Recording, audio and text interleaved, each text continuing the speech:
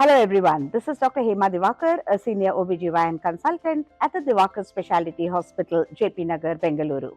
Yeast infection is not very uncommon in pregnancy. Yeast means a kind of a fungal infection. Infections typically mean there could be either a virus or a bacteria or a fungus, and the group of the fungal infection is called the yeast infection. Pregnancy is a situation where your immunity is a little bit compromised and you easily fall a trap into a variety of infections, and that is why the do's and don'ts, and whether it's eating out an intestinal infection or whether it's traveling too much and the air pollution and a respiratory infection.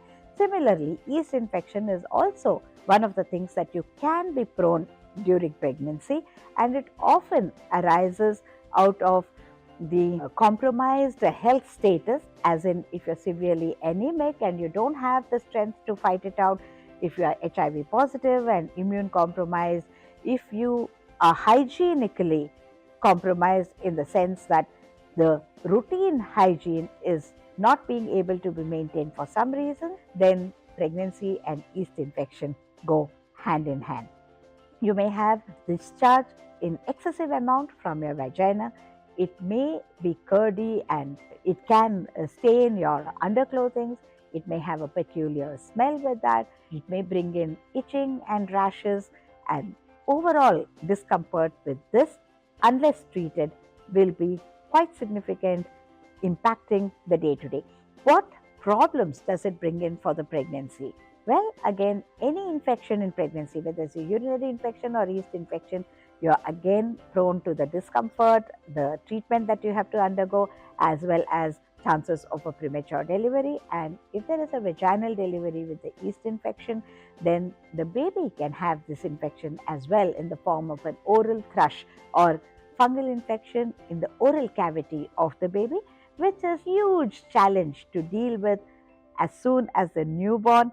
Just imagine with the oral thrush, it is having to face another challenge of the breastfeeding, and all in all, it's definitely not comfortable for you or the family, and the anxiety levels rise even though it could be passed off as a simple matter of a simple infection during pregnancy. So pay attention to this. Any kind of odd discharges, just mention it to your doctor, because it may not be a part and parcel of the routine examination. You go to the doctor in pregnancy, she will see the abdomen, she'll see the growth of the baby at large, she'll see the heartbeat, she'll see your blood pressure, your weight gain, your hemoglobin level, your glucose, etc.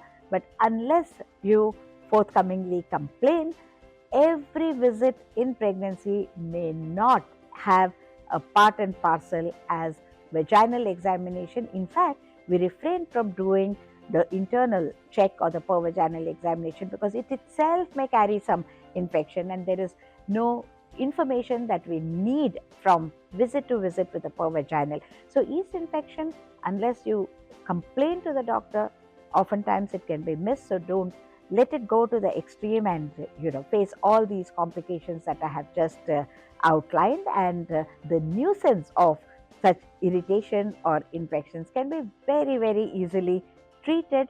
Most often we advise you local application and the washes. Too many times a vaginal douching or a washing is also not to be encouraged.